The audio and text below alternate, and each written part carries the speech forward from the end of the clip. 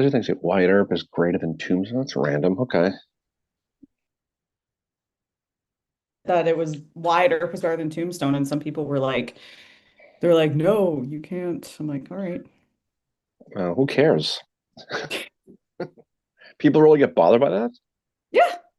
Oh, I think people might have too much time on their hands.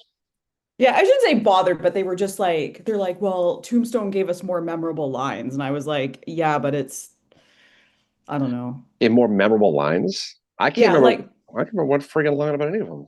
oh, yeah, that Huckleberry thing that Doc Holliday says all the time, Val Kilmer's character. Oh, that's fucked up. And I'm like, we are live right now, by the way. And Oh, so I kind of was like, I want to find out if Doc Holliday actually said that because he never says it in Wyatt Earp. I, look, I get. You follow stuff way better than I do. I like the movies. I like most movies. I still think Young Guns is pretty cool. I think I like Yeah. that. Um, but I don't know. You're strangely fascinated by this. Okay, because I'd never seen Wyatt Earp before. And when we watched it, I'm like, well, this is so good. And now I'm reading about it because I got that book about, it's like a dual biography of Wyatt Earp and Doc Holliday and their friendship. Oh, okay. Well, enjoy that. That's good. But there is a Civil War connection to it. The reason that Doc Holliday's family had to move from Atlanta to Valdosta was because of Sherman. Yeah, we talked about The that dad was yesterday. like, we need to get out of here. Yep. Everyone's afraid of old Big Red, you know. Yep. And Uh, interesting, they didn't touch on this in the Wyatt Earp movie, but Nicholas Wyatt Earp's dad was a copperhead. oh yeah, Yeah. that's interesting. So you haven't seen you haven't seen what do you call Young Guns, No, and you finally for the first time ever saw Field of Dreams the other night. Which I it can't believe did. you've seen that one. It God, did. what's going on up there in Canada? James is on here. He said, I'm your Huckleberry, and he's laughing. Oh, I never got that. I thought the movie was okay. I didn't think it was all that great, but it was good. You What, liked it. It's all that Tombstone? matters. Tombstone? Um, Tombstone. What was the one we watched recently that you liked? Wyatt Earp. That was pretty good. Was that the one with Kevin Costner in it? Yep, Kevin Costner and the dude that's dead. Yeah, And and he didn't ruin that movie, which is strangely good for him. And Field of Dreams, are only two movies he hasn't really ruined. I liked Robin Hood. He plays Kevin Costner in every movie. He plays himself in every friggin' movie. I was up with Chris Farley in it if he was still alive. Charlotte says, hey everyone, I'm at a wrestling tournament today volunteering for my son's old club, but I want to pop in and say hi. Well, hello. She's going to Maryland for the booth tour. Yes, Yeah, that's have pretty a cool. morning, Noel. Yeah, have a great week, Charlotte. Wrestling tournament. We were watching that wrestling Dark Side of Wrestling recently. Hmm. The start of the Great Ultimate Warrior, his demise. So Yeah. I know it's different wrestling. But anyway, slow going this morning. So how are you, Yep. Mary? How are you? I'm good. How are you? I'm okay. I'm doing good. It's warm out. It's warm. Jeffrey Um, likes your baseball hat, by the way, or your hat. oh yeah, yeah. It's almost that time. It's almost Well, it's time. we're in March now, which is like obviously St. Patrick's Day, but behind me right here, if I can point, is Patrick Claiborne. You can sort of see it and Yeah, his signature. yeah. Look at you. You're like Vanna today. That's Yeah. pretty good. But yes, it is almost baseball season, Mary. It's we got the World Baseball thing going on, and we got Major League Baseball coming pretty soon. So this is Mhm. pretty good. So we'll see. We'll see how my Red Sox do. We'll see how your Indians do. And the good news is, we know how the Yankees are going to do because they always do. So it's great. Fall down the tubes they go. Anyway, so yeah. So this is going to be we're recording again this weekend, which is pretty cool. Finally, Yeah. we just did our episode with Dave. I don't think did we do a live last weekend? Did No, we? we didn't. No. Oh, okay. Well, we did something last weekend, but we did the episode with Taylor, and that was cool. Talking about the Booth Escape tour, and he's doing he has his first tour coming up, I think next week. Yep. Um, and then he's doing another one in April, and then he's actually doing two in April. Two in And April. he's a good friend of ours, and but if you have a chance to do that, even if you can't go on his tour, um, definitely do it. But We've done it. he did mention on our episode, he will be probably doing them in the autumn, like the fall Yep. again. He's going to see how these ones go, and then he's probably going to come back here because he lives in Texas. So Yeah. he's got to travel back here for these tours, but he's probably going to do them um, in the fall. Oh, still asked, are you wearing a Bowden hoodie? I am. Mhm. But don't forget, Mary, we do the tours too. We just don't promote it. Yep. Yep. So maybe we'll do it. Maybe we'll set one up if I'd like to do it with him, to be honest, because Oh yeah, we were talking about that too. But we could do it ourselves again. We did yeah. one recently. We did recently one a couple months ago. So that was pretty cool. Mhm. Yes, I bought this hoodie at Bowdoin College when we were This there. Bowdoin's cool. That Brunswick, Maine is awesome. Mhm. Maine, Vermont, not so much New Hampshire, but those two states are great places to go um, for touristy stuff. But Bowdoin's a good school. Bowdoin's a really really good Yes. school. Yeah. Yeah. Estelle, I'm assuming you can probably just order them online through their shop, but this one was on the sale rack, so I Yeah, bought didn't you it. get that for like It $10? was Something crazy. $10. Yeah. Yeah. Yeah, we were walking the campus a couple of years ago. We went in there. I got a T-shirt, and you got that hoodie. It was like, Yeah. yeah, it's an embroidered hoodie for like $10. I'm like, okay, Yeah. that's cool. No, it's definitely cool. And Bowdoin's obviously got a great Civil War history. Of course, Howard and of course Chamberlain Yeah. and you can go visit his house and you can go see the place where a lot of the U.S. Grant visited and John Brown Gordon visited, and you can take the tour, which is really really cool. The tour is But very good at Chamberlain's house. Jeffrey said he loved the booth tour show. Well, thank you for that. Yeah, we enjoyed having Dave on. I love talking booth stuff with him because he's great to talk to because he lives and dies with this stuff, no pun Hmm. intended with this, I guess. But and if you get a chance, you can go on to you go on to YouTube, and he has a YouTube channel. It's Lynn Conspirators. He used to be Boothie Barn, but he changed Yeah. it. Yeah. And he's done presentations. He had the balls to do a presentation on Booth and the conspirators at the Lincoln Museum in Yeah. Springfield in front of all those Lincoln people. Yeah. And he stood up there, and if I've never been there, but they have a big it's like a mannequin area where they have Abe Yeah. Lincoln, and they had John Wilkes Booth there, believe it or Yeah. For not, a long time they did. and they gave him the mannequin. Yeah. And he was like, Booth was like peeking out around the corner Oh and yeah, stuff. and That's weird. if you've been down to Garrett Farm, you've seen the Assassin's End road sign, one of those historical markers. Dave Yeah. wrote that Dave for wrote them that. Yeah. for Caroline County. He wrote that, so he knows his stuff. So, but you go to his YouTube videos, his channel, and you can see, he actually spent a couple nights in the pine thicket trying to, Mhm. and he put a splint on his leg, his left leg, and he had crutches, and he tried to live like Booth did. He didn't last the 4 days. He lasted about two, Yeah. but he did it, and so he stayed out there, and so he's really into it. And if you get a chance to do his tour, definitely do it because he knows he's like the top shelf guru on this stuff, Yeah. and he's a good dude. He's fun to support. Yeah. And so like I said, he'll do another one in the fall. We'll do some ourselves. If we can do one ourselves, if we can do one ourselves, we would do that. But I'd love to do it with him. He and I would have a blast doing that. Oh, I think you would. Jeffrey says Boothie Barn is too close to sounding like the Bang Barn. Yeah, no kidding. Bang Barn. I haven't thought about that in a while.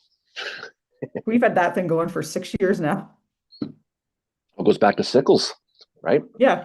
You were Mm-hmm. talking about Sickles on a live, and you're like, can you Mm-hmm. imagine waving a red handkerchief to go to the old Bang Barn? Oh yeah, you know, um, but if you, I'm glad people like the episode on Booth because it's people don't like to talk about that, and I get it to a point, but it's really really interesting if you study the actual his escape because there's so much that goes into it, and literally, however he broke his leg, I tend to think he Yep. broke it jumping off the balcony, but some people think he fell on a horse, but who knows? Um, but you realize that broken bone in his just above his ankle in his left leg is what got him. That's what Yep. got him because by the time that's spending those pretty much 18 or so hours at Samuel Mudd's house, Yep. that's what that cost him because he would have Yep. got away. He would have Hmm. absolutely got away. If John Wilkes Booth escaped and they never found him, it would have been like one of those, those Expedition X TV shows, the Yep. mysteries. That would have been the ultimate American mystery. Yep. And it spun out so many conspiracy theories anyway. I mean, Finest Bates' book, Otto Eisenschimmel's book, spins a lot of yarns about the Boothist thing that he did Yep. escape and stuff like that. He didn't. They got him, and he's buried over in Baltimore. But if he had gotten away, and it's history's funny how it's just the little things that get you. He's made so many of those type of physical jumps in his acting career. He was a very physical actor. Yep. Think of Kramer and Seinfeld, or think of Jack Tripper in Three's Company for the old folks. That's how he was. And a simple 12-foot jump got him. Yep. It's pretty funny, you know. Yeah, and the one thing I learned from Dave is that um that his that break that he had in his leg is actually very common when a horse falls on you. So the horse might have fallen on him. That's really what got me thinking because I'd never heard that before. Um Well, that's what he told. That's what he told. He told a lot of people yeah. that he did it. Maybe he. I don't think he wanted to tell people he broke his ankle from jumping off the thing because he felt it was embarrassing, right? Yeah. I think Um, that's probably the case. Oh, by the way, AQ's on here. She said, Darren, you better watch your mouth. Your mother is watching with me this morning. well, it's good that she's up and early. Hi, Doing it. Mimi. Mimi hasn't. She'll be starting to drink here about 11 probably. So it's good that she jumped on. So uh, James said, like, if Booth had fled to England, maybe. I think the plan was he was going to get to Mexico. That's what his plan was. He might have ended up in England. Yeah. Is who knows where he would have gone. I mean, he could have. I mean, his brother. I mean, John Surratt. He ended up going over to the Vatican because he had no extradition. So he might have tried to go to a country that couldn't extradite him. But again, you had no DNA back then. No. Everybody had a mustache. I mean, it just that's what it looked like. Um, it just turned into one of those deals where you could hide very easily back then. Yeah. You know what I Now, mean? did he shave his mustache? Is that true? He did shave. He shaved it in the mirror at the mud Yep. house. And so by the time they got him a week, 10 days later, he started to get that growth back again. Um, Your and mom just called you a jackass. oh, okay, well, all right. Well, we'll see what happens with that. She may not be getting a Christmas card this year now. Now she's in trouble. Now she's in the doghouse. Mimi made the list. Um, We got to get her back down here pretty soon. We had a good I time with know. her. She's fun. Gentili's on here. He said, in the early morning tomorrow in 1863, Mosby paid a visit to Fairfax. That's right. It's coming into that time again. You know, Mosby season. it goes so. It feels like we were just. I've even taken my lights down from last year's Mosby season. They're still up. So we'll have to try to get that going. But Mhm. I these things are really, really cool. Once you get into March and April, everything starts because you've got Yeah. you got again the end of the war. You've got Appomattox, Five Atlanta Forks, campaign. Sailors Creek, everything, the assassination. You've got all that. You've got Yeah. everything. The Atlanta And it gets into campaign. it again, all coincided with baseball season. Yes. It's like they planned it that way. I'm just seeing when he started the Atlanta campaign. I should know. May Yeah. 7th. Yep, that's all. And that's good because we're going to be coming into. Well, there's no real big anniversaries this year because it's 2026, but Yeah. they'll all be starting again pretty soon. Yeah. And we are doing our episode after we record the one about Dr. Mary Walker. We were going to be doing Glorietta Pass. Hmm. Um, Yeah, we've been doing yeah. that one for a while, and we would have wanting to. It just never worked out, but I'm We're going to excited be about. recording it on the anniversary of Glorietta Pass, which is pretty cool. I know it's crazy. I'm looking forward to the Mary Walker one. Yeah. It's I don't know if you know this, Mary, but it's International Women's Month. Actually, International Women's Day, and it's Yep. Women's Today's, Month, yep. right? Um, so when you think of like when you think of famous women, especially Civil War history, you're gonna think of Harriet Tubman. You're gonna think the usuals. You're gonna think of the, Yep.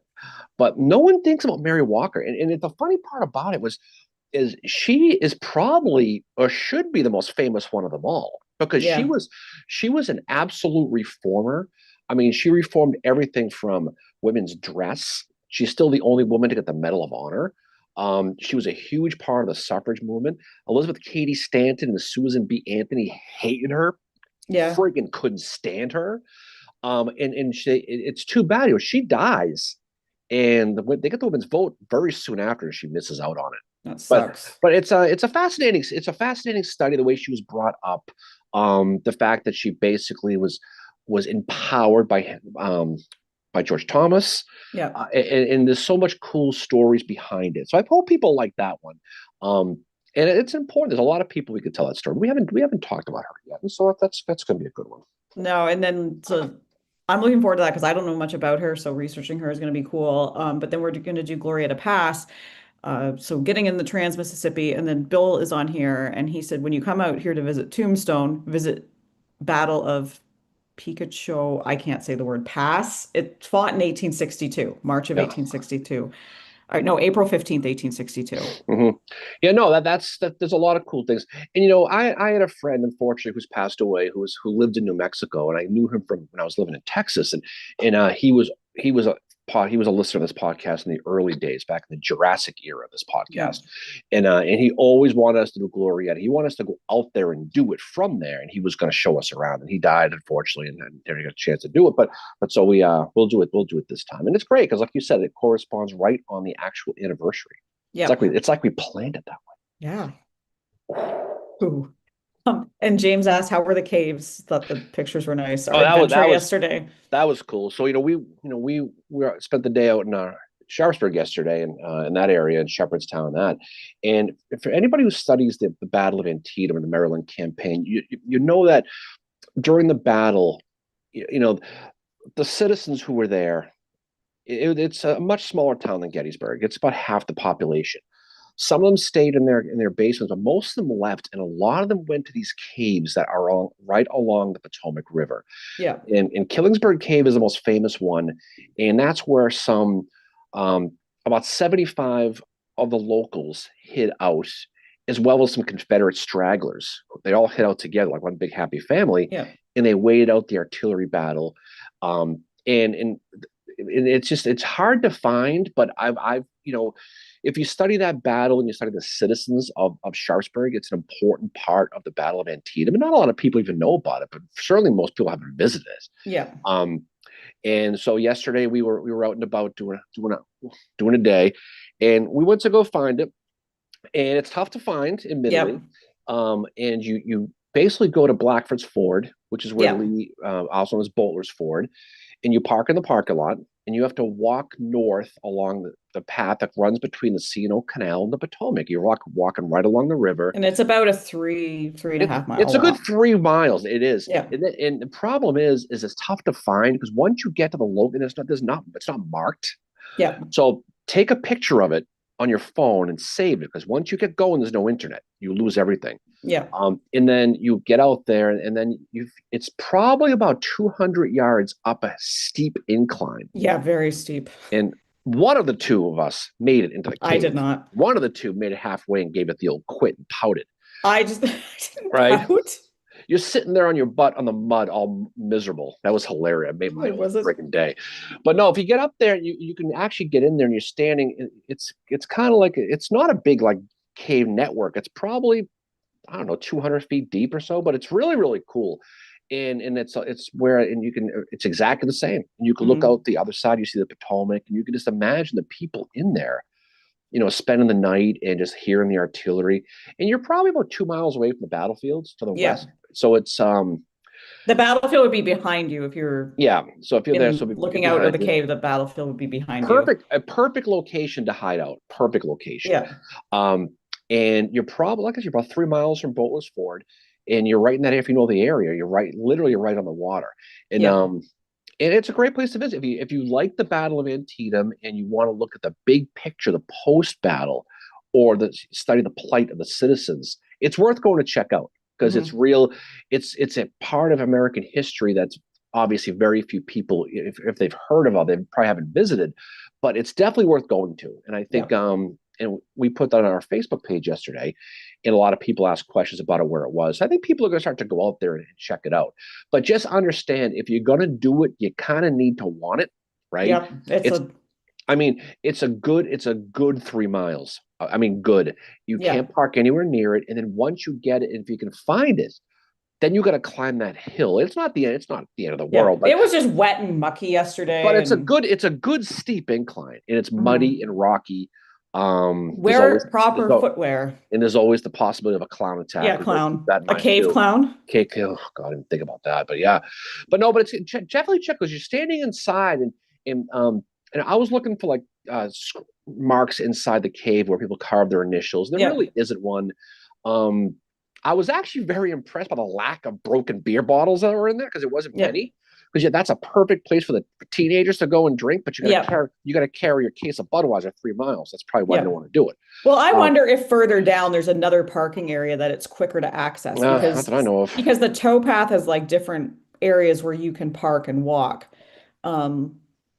Luke asked, any info if the caves were used as part of the Underground Yeah, Railroad? there absolutely were. And there's a lot of caves. Those caves were stored Underground Railroad.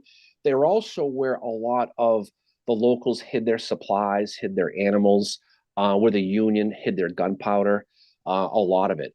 And So the there's a whole Crystal Caves, there's the Crystal right, Caves. That's where they right, hid their right. gunpowder. But there is a whole network of caves that go along the cliffs. Now, if you've been to the Battle of Shepherdstown, as everyone should, you will notice that right beyond where Butler's Ford ends, you go across a field. There's a granite cliff where the soldiers had to climb up, and they got chased back by the Confederates, like the 118th, the Corn Exchange Regiment, for Yep. example. They've had to fall back down the thing and jump off the cliff and jump into the river to save their own lives. You can see it all. But if you go to Antietam, if you do it, go to Shepherdstown, see those cliffs, but definitely go find Killingsburg Cave because Yeah. truthfully, there are so many places where you can go visit history. And that's great that have been walked over. I mean, how many times are you going to take a picture of Warren statue, a little round top, you know? Yeah. But there are places that few people visit that were very important at the time. That is important to see because you're actually seeing real history. Yeah. That if you, it's literally you're stepping back in time because there's no markers, there's no monuments, there's no paths, there's nothing to mark it. Mm. It literally is just what it was. Yeah. You know. No, it's very cool. AQ said Steve wants to check out Antietam when we're there later this week. Yeah. No, definitely. And Gentili said he trademarked Cave Clown, Oh yeah. Well, guess what? I already did it. Haha. but he's our conciliary, so maybe he can share it with us. No, but definitely, and Antietam is always, it's near and dear to my heart anyway. But I mean, if you go there, there's a lot to see, and the battle is just the tip of the iceberg. I mean, unlike the Battle of Gettysburg, where everyone got the hell out of Dodge here a day or two Yeah. later, the Union Army stuck around till just before Halloween. They were there 6 weeks, Yeah. going through, taking all their food, burning all their fence Eating lines. their pets. But, yeah, they there's a really good book called When Hell Came to Sharpsburg by a guy named Stephen Cowie, and he talks about the plight of the citizens of Sharpsburg or Antietam, and it's ugly. I mean, you talk about the fact that these soldiers literally, because the Confederates destroyed the bridges, like where Monocacy is, Yeah. they had a tough time getting their supplies. You had two supply depots. You had one in Frederick, okay, and you had one in Hagerstown, and they could not get the supplies there. And so what happened was the Union Army had to live off the land and off the citizens. And they, once the Confederates left, they showed no mercy on these citizens. I mean, they were stealing everything, and because they took all of, you had to basically, they lost all their hay for their horses. They lost all their underbrush. So they lost their entire crop of Hmm. mostly corn. And then because they were there until the end of October, they couldn't plant. So they lost 2 years of crop, drove the prices up. Yep. You had a substantial typhoid epidemic hit Sharpsburg. We had 175% mortality rate jump in 1 year Yep. because of because not typhus, not the fleas, but typhoid, because the dirty water, the literally crappy water, in the bacteria.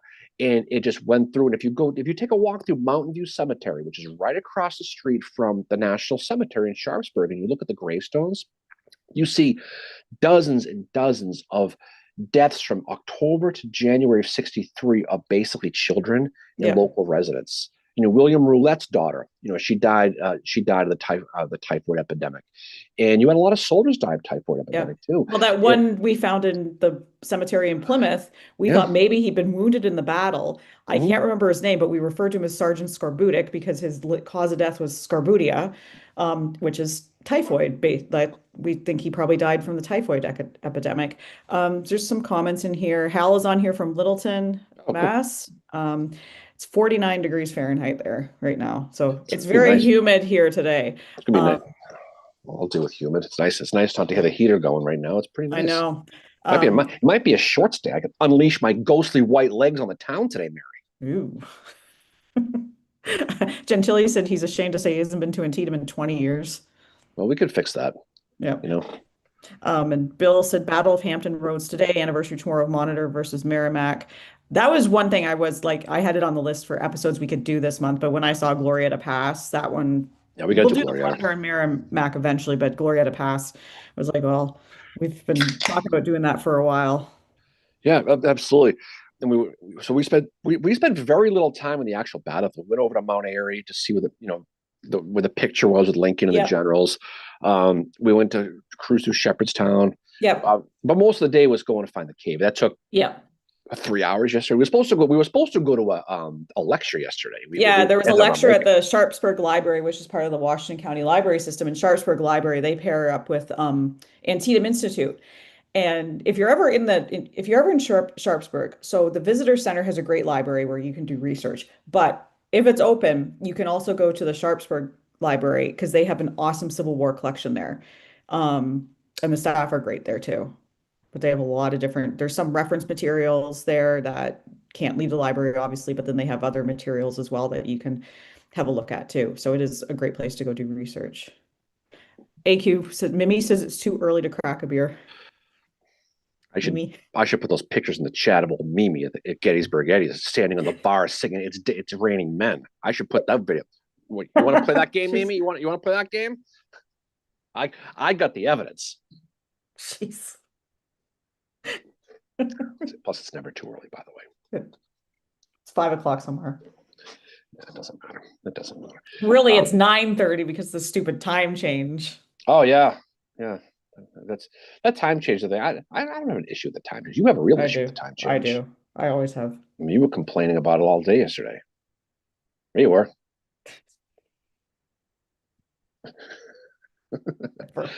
No, it's pretty fun. But yeah, so that was fun doing that yesterday.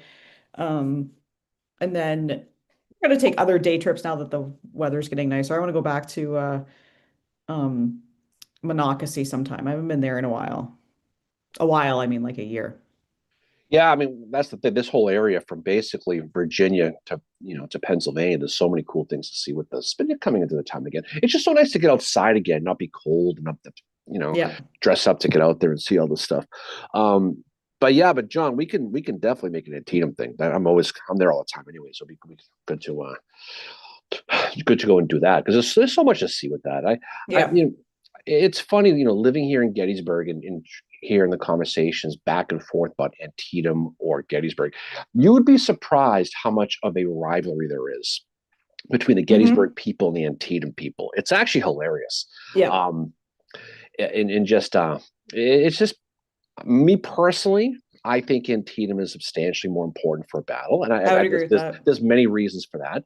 Doesn't mean Gettysburg is not, but it's funny.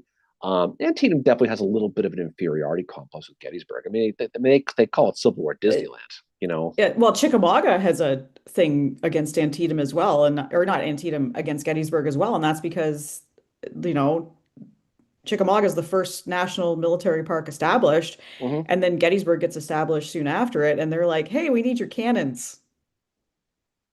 And there's a ton of cannons at Chickamauga right now. I can't No, imagine how many there was back, yeah. Well, you I know. mean, there's 1,300 cannons here. There's a ton of them here. I mean, you can visit a lot of them. There's only one documented actual Gettysburg cannon from the battle. That's the one over Yeah, by Hall's main battery over there, and on the what do you call it, statue, the Buford statue. But I think there's not as many cannons in Antietam, to be honest. But yeah, the thing about Antietam, it's the places you can go. Like there's so many like you can do the same thing. So you and I we did a hike at Gettysburg last week, and we went down to Atchison's Rock. We went yeah. down to the Lamb Willard Monument. This place you can go, but in Antietam, you can take a walk. You can start at the Sunken Road, and you can walk towards the Roulette Farm, and you get way back there. Go down to the ford with Hmm. Israel Richardson's guys and Blinky French's guys crossed to fight the Yeah. battle, and it's uncharted path. You can walk to Snavely's Ford right along the Antietam Creek, and you can see the sharpshooter nest from the Georgians from Toombs, Hmm. Georgia's up there. And it's not like it's marked everywhere. It's just still there. But what's different about Gettysburg versus Antietam. Gettysburg is more of an outdoor statuary park, right? Where Yeah. everything's marked. This guy did this here. This guy did that there. Antietam isn't really. They have some of that stuff, but Yeah. not as many as you think. Um, and so you can go and you can use your imagination because you can sit there and you can look at the field, you can look at the auto farm, and you can look out and imagine Maxie Gregg's South Carolinians coming up the hill, and it's not marked, and the territory is pristine. Yeah. It just is. So you can see a lot of those things unencumbered by monuments and statues and things like that. There's only a handful of statues in Yeah. Antietam.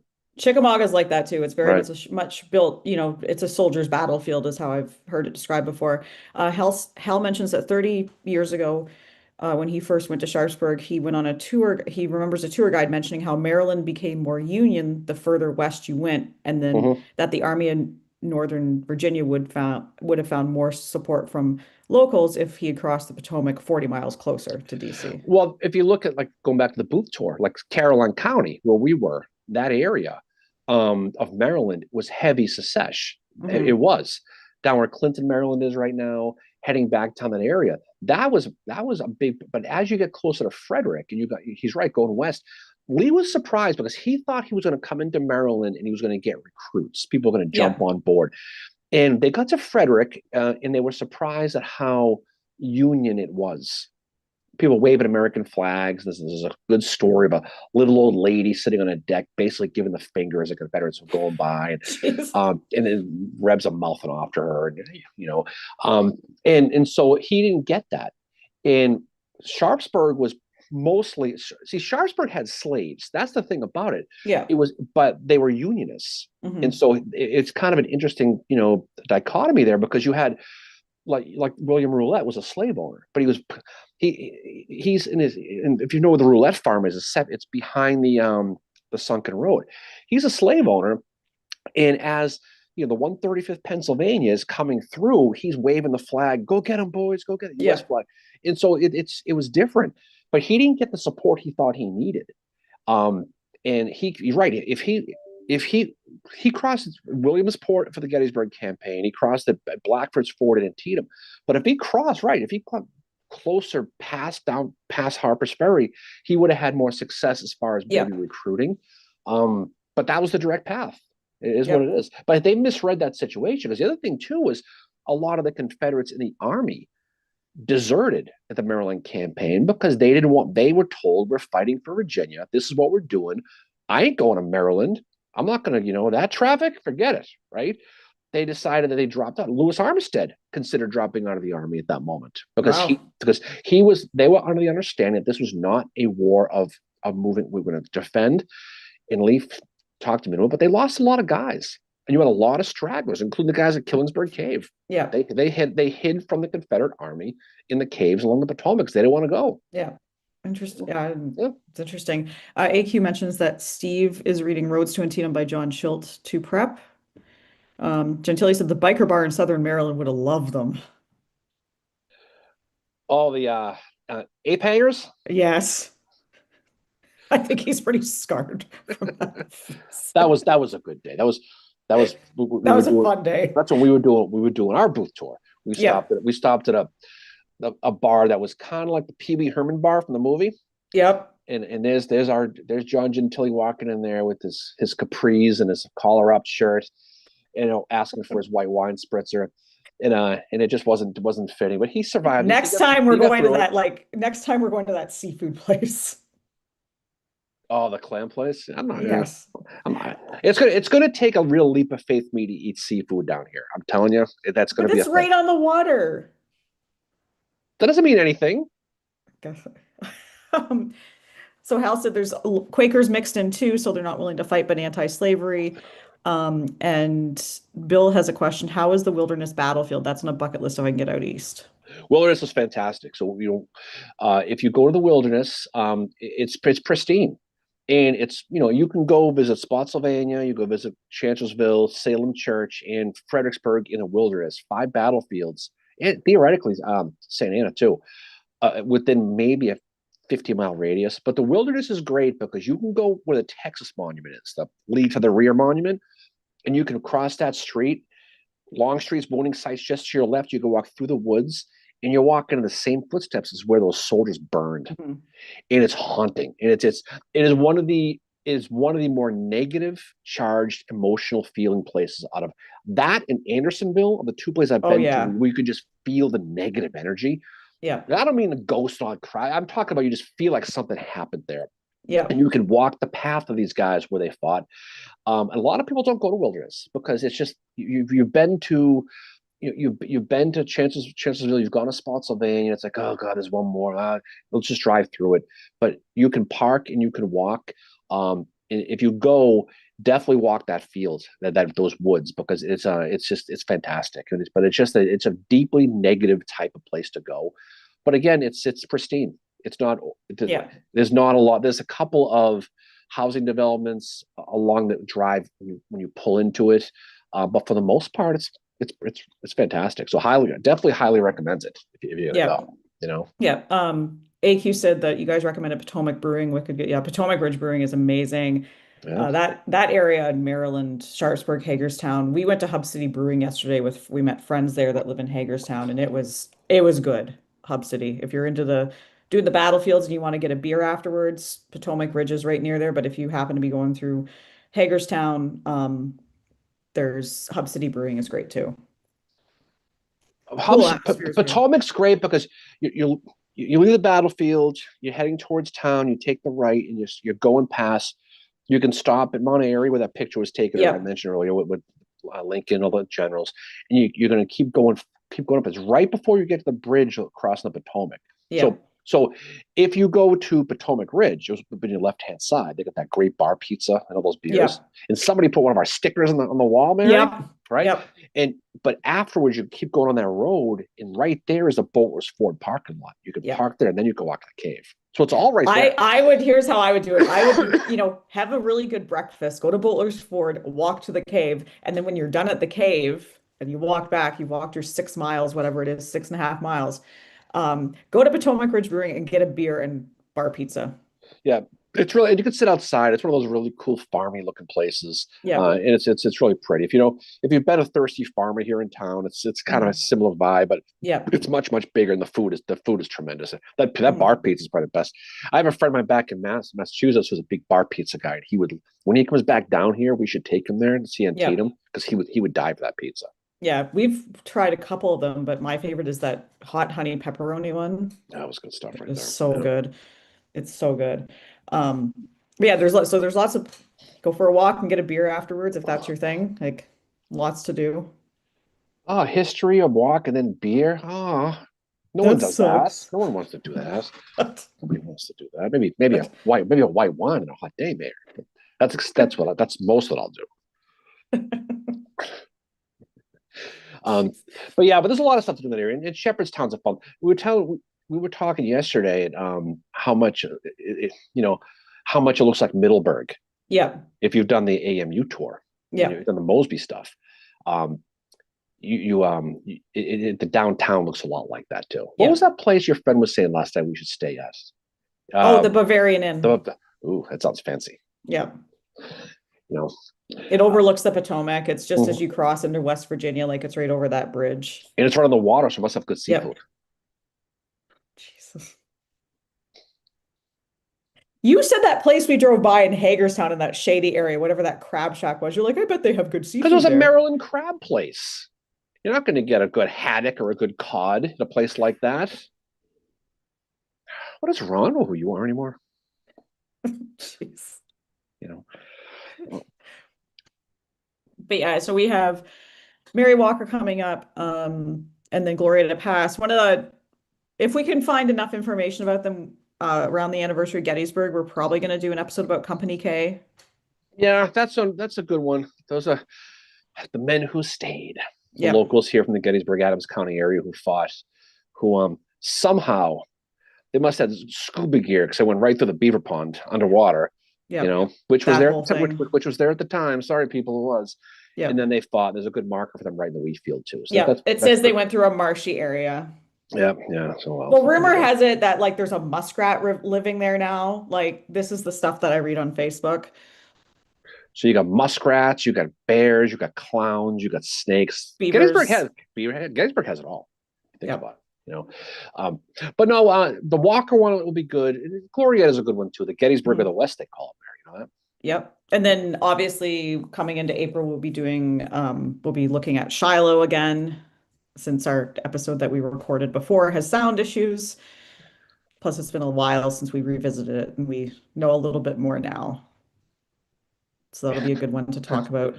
Yeah, like sound issues. You know. But no, there's a lot of cool stuff coming with this too.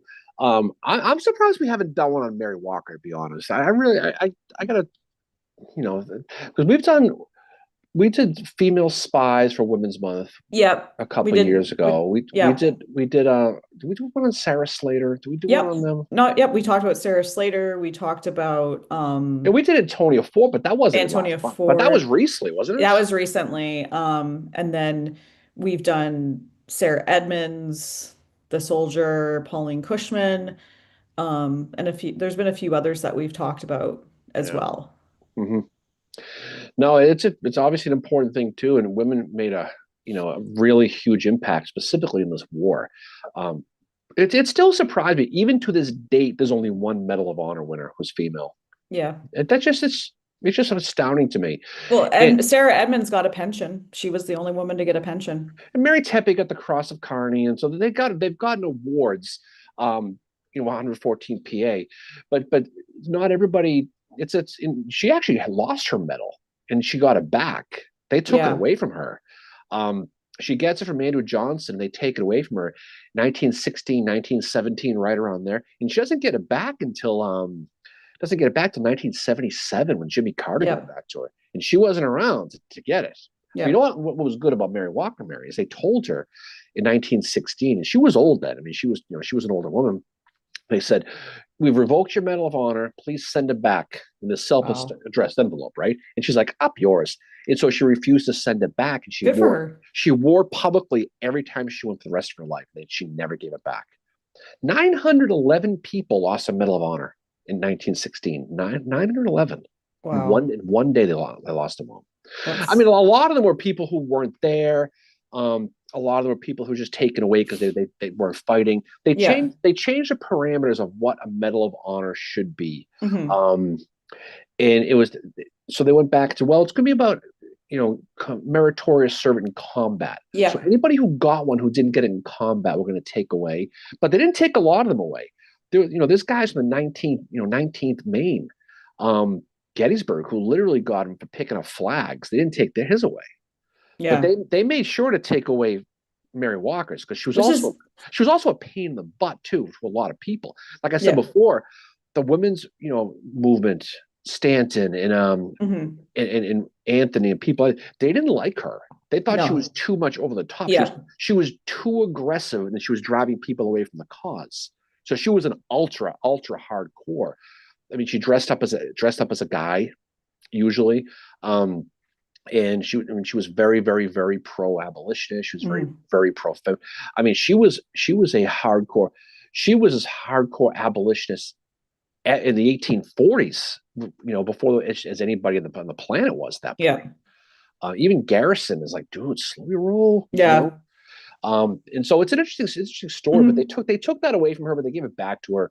And it was good they did. So she's as far as I know, she was buried in it. But Yeah. she was buried in a men's suit. Yeah. Because that's Yeah, what she wore all the time. yeah.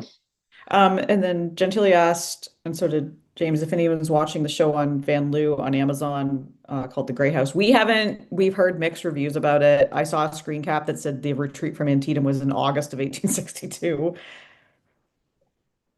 So we have not been watching it. So if anybody's watched it, comment in the chat about that. Trevor has a question. This is more for you than me. My question about the Battle of Antietam is why he fought with the Potomac River to his back. He took a big chance and with that. Well, the biggest reason why is out of necessity. Now, they were in Frederick and they went through South Mountain. And what happened was it all goes back to Harper's Ferry. So what happened was, and this goes back to Law Order 191, he sends a third of his army to go take Harper's Ferry. And so his army is spread out and he's going to hold South Mountain. It was a race against the clock. So what happens is you've got Lafayette and McLaws in a place called Pleasant Valley, which is just beyond South Mountain, Yep. right? And the Union's going to break through through South Mountain with Crampton's, Turner's, and Fox's Gap, and Lee is going to surrender. He's going to not surrender. He's going to go back at that point. He's going to leave, go crossover at that point. But what? So he falls back to the ledge overlooking Antietam Creek, which is the battle takes place.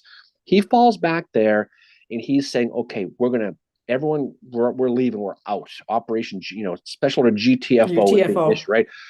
But then he finds out that Harper's Ferry falls, and he captures those 12,000 men. And so Lee's like, "Wait a second. Harper's Ferry fell. If I can get Stonewall Jackson back here quick, we can put a defense up here, because that was a fantastic defensive position, even with the river behind you, because you have the creek in front of you. There's only 3 bridges and 1 ford that crosses Antietam Creek. There's the upper, middle, and the Roebuck Bridge, which is Burnside Bridge. Yeah. There's a ford called Staveley's Ford. So if he can defend all those, he only defends 3 out of the 4. Upper Bridge he can't defend. But Jackson gets back to Antietam, and now McLaws can get back. McLaws was cut off in Pleasant Valley. Yeah. So he was kind of stuck out there. That's why Lee wanted to retreat.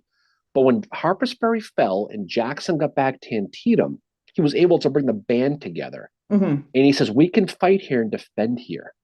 And he knew McClellan wasn't going to attack right away. So the Battle of Antietam took place on September 17th. It should have happened on the 16th. But Lee rolled the dice and goes, I don't think he's going to attack us today. I think it's going to be tomorrow. So if I can get Stonewall here, and Jackson got there that night, he defended the line and he fought.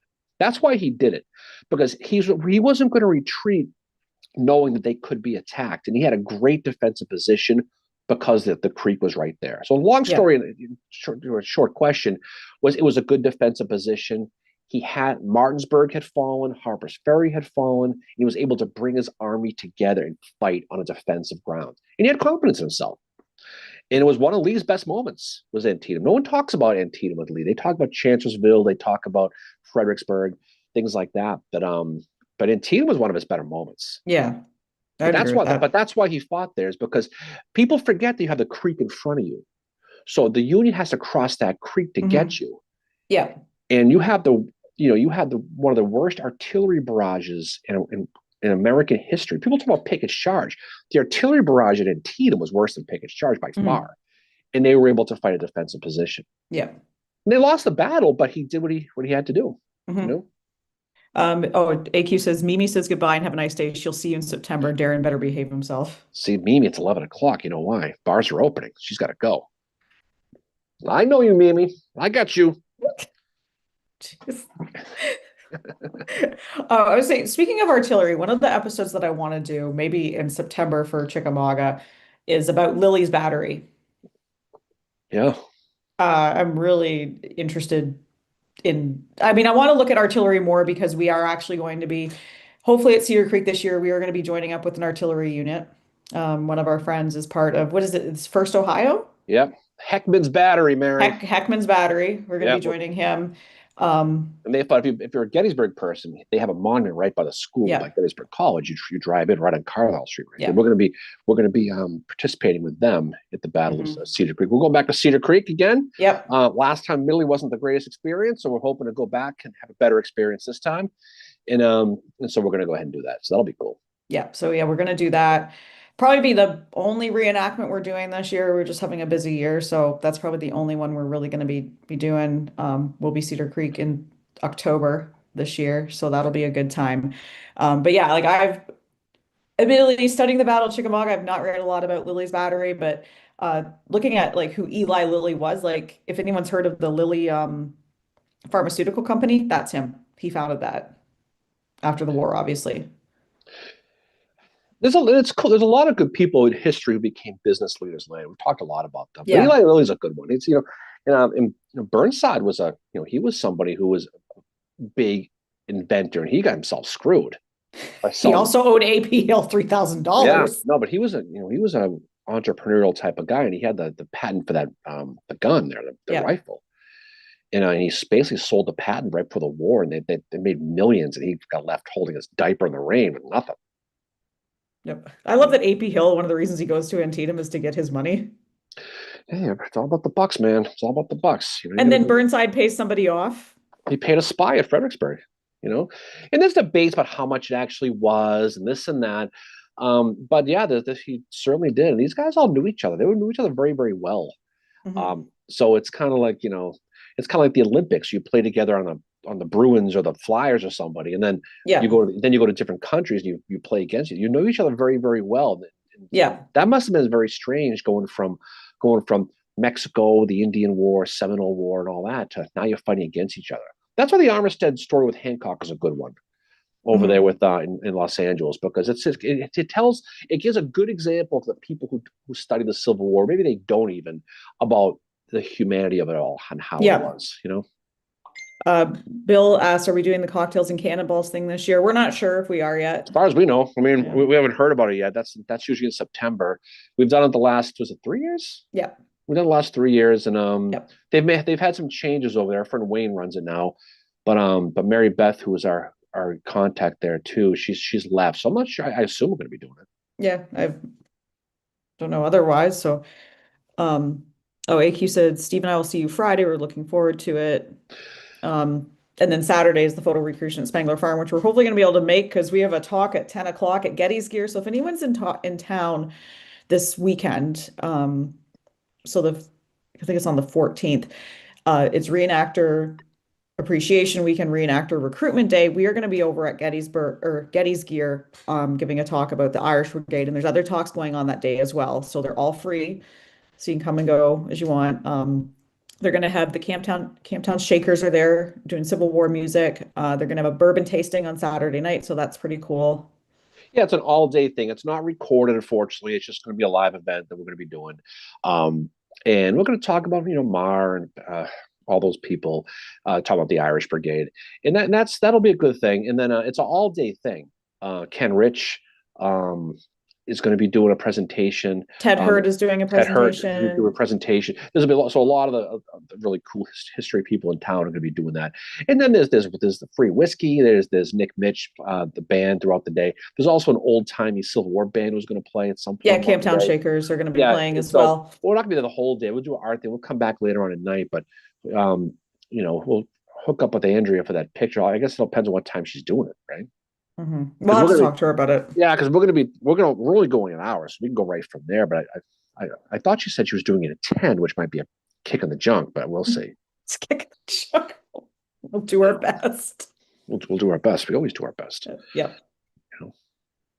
But yeah, so there's that going on this weekend here in town. So that kind of kicks off, I guess, tour season, this reenactor weekend. Yeah, and the weather's flipped on the dime here. It's going to be 70 It's degrees. very humid here It's going to today. be close to 80 next week here. So, Yeah. you know, it's going to be a 80s Celtic short season for me, Mary. Way above the knee.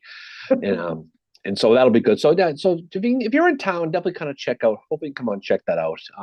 If anything, just to support Getty's Gear, you get some of our cigars while you're there, Mary. Yes, they have excellent cigars. If you enjoy cigars, Getty's Gear is the place to get them. Who doesn't enjoy a cigar? I don't know. Who are these people? I don't want to hear about it. Oh, so AQ said they're starting setup at 10. Expect to be there until noon. Randy is putting you guys in the last photo. So yeah, we'll just Okay. All right. So awesome. we'll bring our clothes to the Yeah. because I'm not going to get dressed up and have the presentation. I don't think. No. No, we'll just change it. We'll just change there, Yeah. and then we'll go. Perfect. Okay. So we'll it's over at Spangler, right? Mm-hmm. Cool. All right. Yeah, we'll be there. We'll go. We'll be Yeah. done by 11. We'll get out there quick. We should be there by about. Well, we're gonna see her on Friday anyway, so we can talk Oh, about that's it then. true. That's true. There might be a trip to the mine Friday night, possibly, Mary. We'll see. It has happened before, It has happened before. as you say from your movie. Mhm. But that'll be good. So looking forward to doing that. A lot of good stuff coming. But you're right, though. It's kind of coming into that tourist season. Yeah. Although it never really leaves here. There's always people here. Oh, there is. There's But always people here. I've definitely noticed walking the streets here of the mean streets of the Berg, definitely seeing more people with Civil War clothes. Yeah. The Keppies especially. And you sit there at the beer garden at Farnsworth and you sit there and people watch and you see a lot of people coming through. I would love to go to Beer Garden sometime dressed up in my reenacting gear. Like either We've done that before. either they're just randomly in like May or something like, and we're not going to be here for Memorial Day weekend this year, but maybe after that or something. Oh, I know, but there's a lot of time to do that stuff. A lot of time to do that stuff.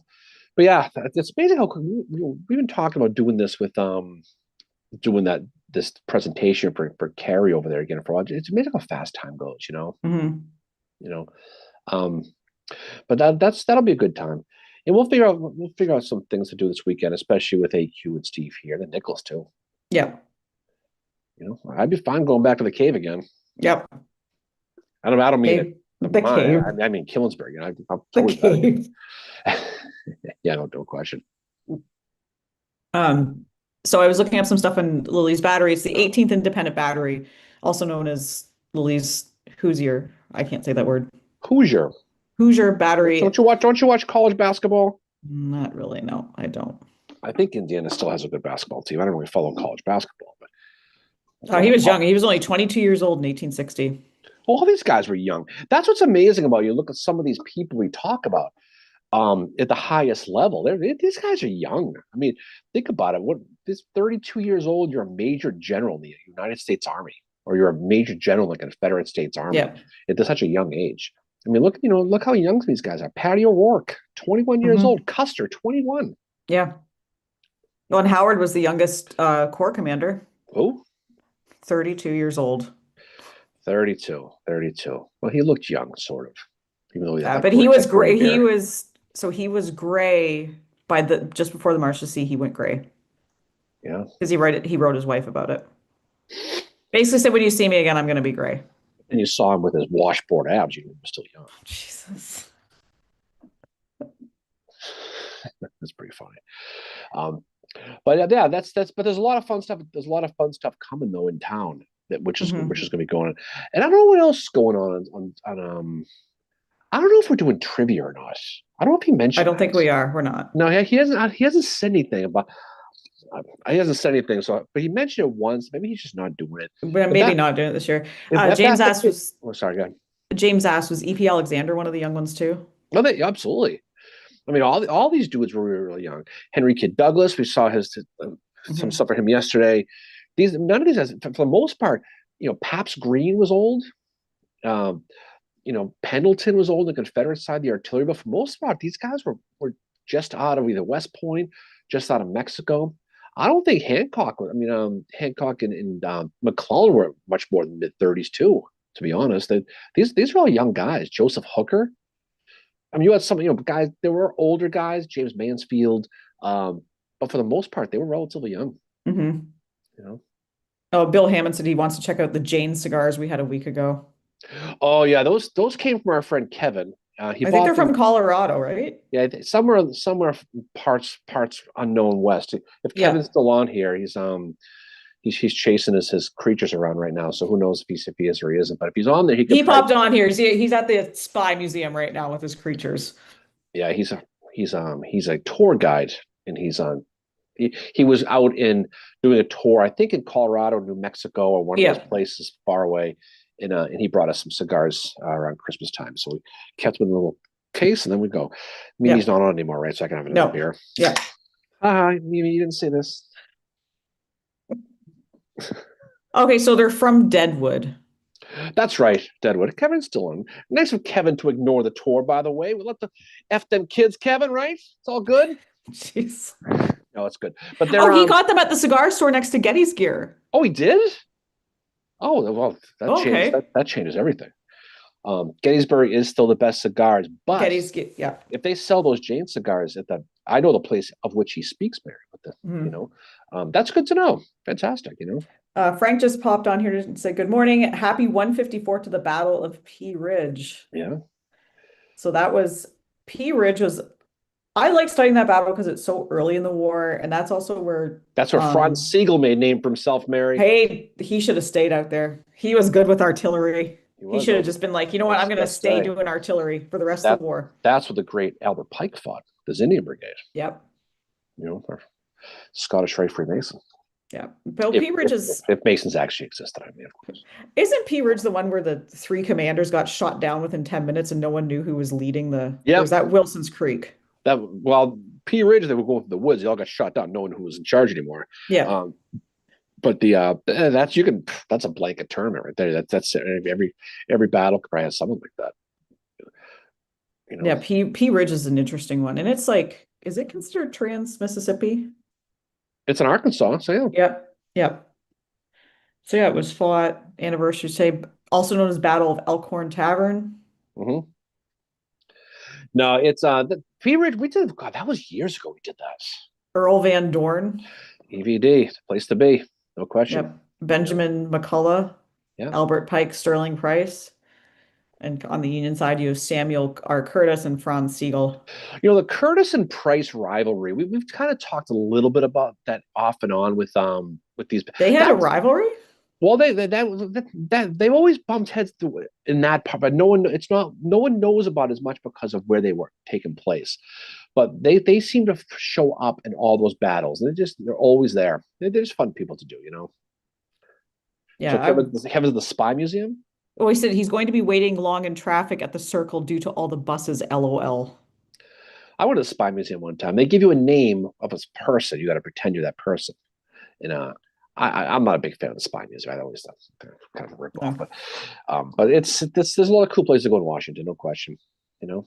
Yeah, but some people like Frank asked, and we were talking about this a little while ago before I got on here, but we have not been watching The Grey House because we don't get Amazon Prime. And he said the show takes a lot of historical liberties, so check your historical brain out. It's so fun to watch.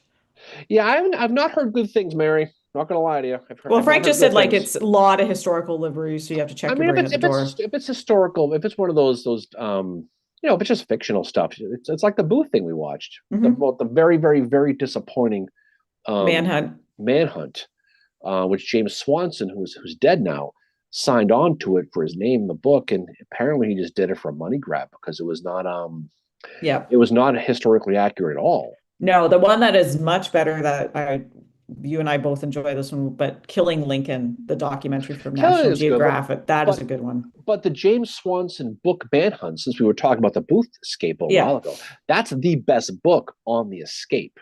If Yeah. you want to read about how he made it from the Ford Theater all the way to Garrett Farm in really, really good detail, that's the book to read. Yeah. Now, American Brutus is the best book about Booth from Yeah. soup to nuts. That by far is Yeah. the best book. And Michael Copland's a good guy. He's awesome. We did a podcast episode with Yeah. him. And I still remember talking our ears off in the parking lot. I thought, Well, he saw I drove a Brett Hall. Corolla and we talked about Corollas for 10 minutes. Yeah, he's one of those guys who knows a lot about Lot. a lot of different things. Yeah. You know, but he's a good dude. And but so we the James Swanson's book on Manhunt's fantastic, but the show was a dumpster fire. It was a disaster. I was like, could have been so much more. And that's why, like, for the book, yes, definitely Manhunt. But if you want to see like a really good documentary, Killing Lincoln, it's narrated by Tom Hanks. Billy Campbell is Lincoln and Jesse Johnson, son of the guy from Miami Vice, right? Mhm. He is Booth. And that's the one I always say, like, if you want to know what Booth was like, it's likely how Jesse Johnson portrays him. Yeah, he Very does. flamboyant, over the top. Like that Yeah, I scene mean, where he lights the cigar that was with pretty the cool. lamp. That's pretty cool how he did that. I think also too he ended up. I think he played him like Booth was like you said, a very flamboyant actor on the stage. He was Mhm. very, and I think he pushed that a lot in the series. Yeah. The Killing episode. Lincoln, the Yeah, documentary. the documentary. I think he did go a little bit over the top, but he's kind of like Mhm. William Shatner. He's like, well, I'll tell you, I went. He's like he's always It's on. very dramatic. Booth wasn't always like that, but he was always like that in that episode, that show. But it's definitely good though. It was really, really good. We'll watch that Grey House when it comes out in about, but it just doesn't sound like I don't know. It's not Death by Lightning, which Kevin just said was amazing. And yes, I agree. I wish the series had been one or two more episodes as well. I want to watch it again now that I've been watching West Wing because I want to go back and see what's his face as when you're looking at at those miniseries things, Good Lord Bird on John Brown. That's another good one. Is fantastic. John Adams, I think, is the absolute king. That's the best one. Yeah. The one on Garfield, the Death by Lightning. Yeah. There's some really, really. The one on Grant's really good. The one on Sherman's pretty good. Yeah. There was one they did on Samuel Adams That was a Yeah. disaster. The one on Sherman used to be on YouTube. It was so good and they took it down. But it was really good. It shows like it shows him what he did to the Confederates when they found when he found out about the mines and he lost those two guys and he was like, "Well, guess what? You guys are going to walk ahead. I remember Those when Confederate when prisoners." they did the Samuel Adams one, it was probably 10, 15 years ago now. And I was so excited because I love Sam Adams. And they show him like literally in like 1700s Boston, jumping from rooftop to rooftop, running away from the British. I'm like, what the friggin'? Like, He's not Batman. oh, they made him look like Batman. And I'm like, this is an absolute nightmare. And that one stunk. But the John Adams one was with what's his name there? The guy from the Howard Stern Paul movie, Giamatti. Paul Giamatti. That was really really good. But Yeah. the one on Garfield was really really good. The guy who played who played the Garfield was the dude who played was that creepy Steve Buscemi mafia show back in the Yeah. day. He was really really good too. Yeah. But it's good they're doing it. But this Gray House thing, it was a really good. Remember the series that was based on the hospitals in Alexandria? Yeah. That was a good one. Mercy Street. It was Mercy really Street. good. That and they canceled that, but there are some good ones on there. But for the most part, they most of them are kind of a mess, but Yep. that's okay. And James asked if we were doing an episode about the 1880 election. Yes, we are. We are definitely Oh, we doing an episode certainly about the are. 1880 election. No, we're definitely going to look forward to that because and we've been talking about that for a while. So, but then when Death by Lightning came out, it kind of spoke that fire again about doing that. That's it's a fascinating because you're looking at guys like Grant running in that. Yeah. Um, but but Bradley Woodford from West Wing did a really good job in that Who was Death by he? Lightning. He wasn't Chester Arthur. Who was No, he? he was the presumptive guy who ran, who ended up throwing his support behind Garfield. Yeah. But it was really really well done. And that was one of the better. That was a top 5 one I think going forward. Yeah. But yeah, but There was Boardwalk Michael Empire, Shannon who played. yeah, it was Yeah. the show was Boardwalk Empire, and that was pretty. That show went about 2 seasons too long, but it was really really good. But he has that creepy thing about him, and Yeah. he brought that to the Garfield thing, which I guess is kind of how he was. I don't think Garfield is creepy. No, but I mean, he was just very stoic and very matter of fact. Yeah. But that's how Garfield was. And that's like I don't know much about the election of 1880 other than it was um what was it? James Blaine was who Whitford played. That's right. Yep. Election of 1880 is interesting because you have obviously Garfield wins, but you have the one that they were sending in that they wanted was John Sherman, Sherman's Yeah, brother. he wouldn't do it. Well, he did, but Right, Garfield but won. he wasn't going to. Yeah, I mean, he wasn't going to get it. He wasn't going to do Yeah. it. Yeah, Garfield did it um and won it, but Hancock was the rival in the Democrat Party. And I found some stuff. There's one I need to write this one archive because there was an article that came out in the late 1870s, and it was something that Howard wrote, and it was regarding somebody had said some stuff about the Battle of Gettysburg that was not accurate. That's really that never happens. Yeah, and so Howard felt the need to make some corrections, but I have to find um, the this archive that has it and get that letter. The other thing I'm looking for right now too is the New York Times. It's behind a paywall. They have an article about Howard's 70th birthday, but every time I try and access it, it's behind a paywall. Oh, Like old newspapers like that, I'm sorry, they should not be behind a paywall. no, that at that point. But 18 election's a good one because obviously Hancock gets beat on that one. Lost. Yeah. And although the Hancock people say, well, he still won every southern state. Well, I don't know if that freaking makes a difference. That's not something to be proud of. Well, if you're a southern person, I guess it probably is. But no, Garfield wins that, and that'll be a good one because it's good. Some of these good political theater ones, especially in that era, because you're coming out of Reconstruction. You're having a lot of these Southern politicians coming in. You have a lot of Northern guys courting the Southern vote. And it's neat because once the Civil War generals finally phase out of the presidency, everything kind of changes. Democrat Republican parties kind of flip models in the early 1900s. Everything changes, but that's a good one because it's fascinating how he and the show Gary gets it right. Garfield gives that speech, and he kind of wows everybody. Yeah. And the controversy was, did he give a speech to support Blaine, or did he give the speech because he wanted to steal his thunder and run himself? And he Yeah. always swore that he never wanted to run. Yeah. But it certainly, his speech certainly was one that made it sound like a guy who was planning on running. And everyone's Yeah. like, who's this freaking guy? Then he gets Yeah. nominated, and they can't get the number of votes. They have to keep voting and voting and voting. Yeah. But he gets the nomination. And all these guys are stunned. Yeah, and then I think goes on and wins.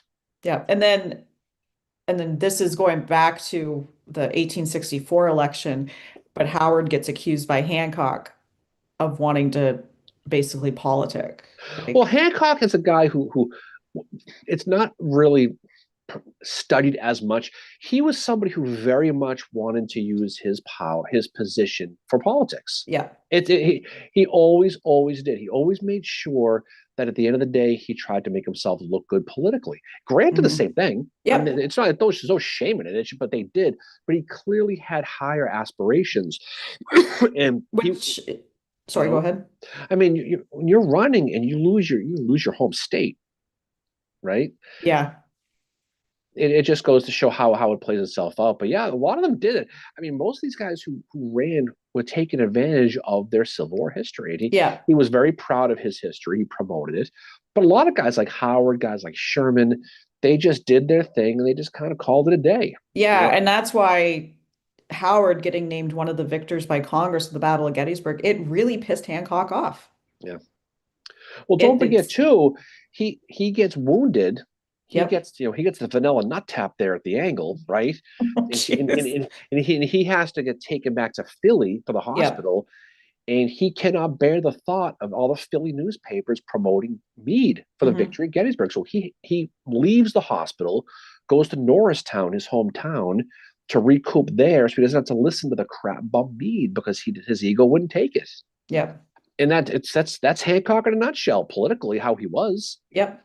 I mean, no one wants to take an injury like that, but he was never the same after that. He wasn't. He wasn't. And he had a lot of rivalries that existed even after the Civil War, like with Howard, with Gibbon, with Hunt. His relation with Gibbon was not strong. He was never really simpatico with guys like Barlow. No, I mean, he just didn't. And it is what it is with that. But he definitely wanted to take advantage of his Civil War history. Yeah. To do that. And he's kind of had a renaissance in the last 40, 30 years because the movie Gettysburg promotes him in a way like he was the hero. Yeah. And so, that is what it is. And the visitor center here does play into it. I love the visitor center. It's great, but it plays into it. Well, they're playing their audience. I mean, you can't blame the visitor center. They're doing exactly. You're not going to promote a lot of guys who weren't in the movie because most people, a lot of people come here, they see the movie Gettysburg, they read the book, but mostly see the movie and they want to go visit it, and they want to see Armistead, they want to see Hancock, they want to see Chamberlain. When the commanding general of the Union Army has one scene, and it goes, and that's just because that's who Michael Shower chose to focus on. Yeah, it's a bromance set in a war theme. Yeah, he had his reasons for why he picked who he did. And there's nothing wrong with it. It's that's who you can't focus on everybody. People say, well, they should have focused on the first Minnesota, the 137 in New York. They could have focused on the 126 North Carolina. But you can't. The movie's long enough as it is. You have to focus. You have to be able to show the movie from a perspective that the average person who doesn't know the Civil War is going to appreciate. Yeah. And the way you do it is this brother versus brother concept, which gets really, really played up. And it's important. It definitely is. But I still like it. I do. But you're right, though. You're right, though. There's a lot of people. That's why a lot of people study. I don't have a favorite general thing because I never really did get the concept of it. But you can see why people really get into some of these dudes because they resonate with them for different reasons, whether they're from the same area or it's from the movie. You like the character of the movie, and therefore you're interested in that person. You study them. That's just there's nothing wrong with it. It's just everyone gets into history different ways, but that's reality. I mean, the Gettysburg is the great gateway drug to studying the Civil War. Gentili sent me the article. Thank you. Oh, what article? About Howard's 70th birthday in New York. Oh, okay. Okay. Yeah, the one behind it was behind a paywall. Cheap. Screw you. You ain't getting that dollar ninety Uh, nine. yep. I Yeah. was to sign up for a subscription or something. I'm Oh, like, I know. I know. You know. But everybody gets it for different reasons, and it kind of we were saying a little while ago about the rivalry with Antietam and Gettysburg, and that's a big part of mhm. it too. Is there's no grand movie about Antietam. I mean, No. Glory has a scene at the beginning um, with Gould Shaw where he gets wounds, and that's true. Um, but there's no big thing about it that tells that story, and you can see how people can really get into a movie like that. Yeah. It's a good movie. I mean, it's a really good movie, and it has Yeah. a lot of reenactors are in it, and a lot of Yeah. people play the part Hmm. in it. We know people who are in that movie, and a lot of Yeah. people actually in that movie. So, Yep. so you can totally understand why it's a big deal. It's probably still the one of the third biggest crowd to ever come to this town was the movie filmed in Gettysburg after Yeah. the 75th reunion of the Battle of Gettysburg. Yeah. It's Gentili still, said he's yeah, he's outraged that Cesnola wasn't in the movie, even if he wasn't in Gettysburg. yeah. Well, maybe But he's outraged he was not in the movie. it's setting up the sequel, Gettysburg 2: The Search for Curly's Gold, starring John Gentili It says as Nola. Luigi De Palma's Nola. I can see it now. There is no vanilla on these pancakes. That's probably how the movie's going to start. It's going to get ugly. Did the flapjacks in Gettysburg have vanilla in them? Anyway, um, Well, flapjacks are pancakes. yes, I know flapjacks are pancakes, uh, but no, but Gettysburg. I mean, look, Gettysburg has some really, really train wrecky acting scenes in it. That's Yes. that the director's cut there with a. Is there going to be a A disturbance in disturbance our in our town? It's town. like, oh, stop. You know, and So they did take that. cringy. They did take the one scene out with Lee and those generals with Trimble and in those And I don't know roads, why they and took it and out. that was a good scene. They should have kept that one in, but they needed 28 minutes of marching, so they had to cut some Yeah. scenes out, obviously. You know. Says Nola's archaeological guide to Gettysburg. Oh, can you imagine that? Oh, jeez. You can call it cannoli and shells,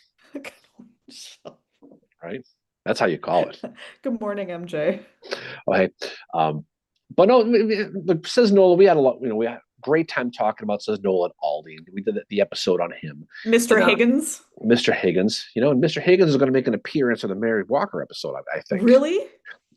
I don't know if it's Mr. Higgins, but at Castle Thunder, where she was imprisoned, there was a Mr. Higgins. So it sounds like the Mr. Higgins is a As a thing. code name? There's no mention of his name, but there was definitely somebody reading the letters. You know, Wow. Gentili said he's been waiting his entire life to play that role. can you imagine him playing that? How great that would be. Somebody brings him pizza with pineapple on it, and he just loses his mind. You know, um, but it's pretty fun. But no, but Gettysburg 3, Buster's Revenge. yeah, no, there's no question. But we will go back to that Antietam Gettysburg rivalry. It does go Yeah. back to the fact that people feel Gettysburg, at least people down there, think it's way over promoted. And there's some truth to that, but it doesn't mean it's less important. But I just think I think you can study these battles in different ways and pick up different things from them. Yeah. But it's no question the movie had a lot to do with the popularity. Oh, I You'd agree. be lying to yourself to tell otherwise. Yeah. My thing though is there are people that study it in a bubble and they forget that other things happen before and after. They even like just get down to it's just these 3 days. They forget that there's a campaign. And like there's all these different moving parts after the battle as well, especially when you have, you know, the 11th Corps is wrecked. Well, I shouldn't say wrecked, but there's talk of moving them into other corps and all that. And you have the one letter I found, which was Howard saying, I might be placed in charge of the Second Corps because Hancock's not back and they need Yeah. someone to lead them. Howard had originally been in the Second Corps at Antietam. That was where he was as a brigade commander, correct? What's that? Howard was a brigade commander in the Second Corps at Antietam. Yeah, he was part. He was part of Sumner's Second Corps. He was part of that third wave with behind behind Gorman and the Great Napoleon Dynamite Dana. Yeah. Howard was the third brigade moving across the cornfield into the West Woods. Hmm. But you have Probably probably It's not a good his worst moment. moment of the Civil War, by the way. No, I don't not want a. look I don't want to break your heart here, Mary, but people Well, I talk know he about wasn't very good at people times. talk about Chancellorsville with Howard, and that was one that he certainly, it was a tough situation as the way it all played itself out. Yeah, But um he kind of, anybody who's seen the movie Animal House, and there's that scene at the end with the parade, and one of the characters leads the band down the alley, and they all get stuck in the alley and they can't move. that's That's Howard at that's what Antietam. Howard did. He was a third brigade. They're crossing the Hagerstown Pike, and they're being attacked on their left flank. And instead of turning his line to meet the ongoing challenge coming down that where the Dunker Church is, he keeps going straight. Now, in his defense, that's where his orders were, Yeah, but he didn't fall back. And if he had stopped that, they could have saved a lot of lives if he defended that. But he went forward. They all got bunched together. In hmm 20 minutes, they lost a couple thousand people. And it wasn't just Howard's fault, but I think that he learned a lesson that day that you have to yeah, be able to, if you're going to be a general, you have to be able to think outside of the orders. yeah, Now, Bull Sumner's orders was simple: three long lines, one after the other, 50 yards apart, march from the East Woods to the cornfield into the hmm West Woods, and that's where you're going. We're all going, yeah, right? But when he's getting fire on his left side, he's got to stop his brigade, and he's got to wheel, and he's got to hold that. And this is people like Scott Hartwig talk about this a lot. He hmm has to be able to return his line to fight that yeah, defense, because otherwise that the left flank of the entire division is all exposed, yeah, and they recklessly expose themselves, Mary. Not in a good way, like on a Friday night at the mine. I'm talking about a bad way, and that's because Howard doesn't do that. yeah. And people don't talk about that. People No, don't talk about what a good job Jackson did, what a good job Hooker did, right? What a good job Lee did in hmm Antietam. They talk about a bunch of different things, but I digress. yeah. No, I completely agree. Like Howard, he's like everybody in this war. He has bad days. He learns from that, obviously, to look where he was 2 years later, commanding an army, which is I don't, that's really cool to me. He's commanding Army of the Tennessee by that point. But I think like where was I going with this? Like he's just a guy Sometimes the like mind just goes, huh? no, so I know where I was going with this. So like after Gettysburg, you have all this uncertainty. And he thinks that one day he's like, okay, I'm going to be put in charge of the Second Corps. So I'm going to be staying here. And then the next it's like, oh, I'm getting shipped out west because of what's happening out there. You know who gets sent? Actually, it's funny you mentioned. You know who gets shipped west with the 11th and 12th Corps up to Gettysburg? Mary Hooker Walker. does. Mary Does Walker she? does.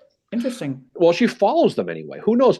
But she gets to Gettysburg after the battle, and she's trying to be a doctor, and just Yeah. Lincoln's saying no girl doctors ain't happening, right?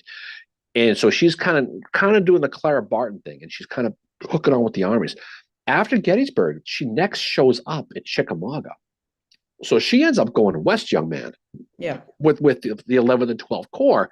She wasn't assigned to anybody. She eventually gets assigned to the 152nd Ohio because of thanks to Thomas, finally gets her Yeah. basically a commission. And she gets $80 a month for it, but she still wasn't a commissioned officer. But Yeah. he pulled some strings, because you know what happens is, we'll talk about this in the episode. She wants to be a surgeon, Yeah. and they go, well, our surgeon is he's gone. We need a new one. McCook is in charge of that regiment from Kennesaw Mountain, right? hmm So we need a surgeon. So they go on to LinkedIn, they start hiring, looking for job applicants, right? And so they ends up. Thomas goes, I got a doctor for you, but she's a female. And I don't know, Davy, right? Yeah. There's that. So they put her through an exam, like the battlefield guide exam, and they determine now she has her medical degree, the second woman in American history to get a medical degree. Hmm. Okay, the second. She gets from Syracuse Medical School, up not far from Albany, Mary, right, Albany. in Utica, right, because she's from Oswego. They put her through the exam and they flunk her. What? They tell her she doesn't. This is the best part about it.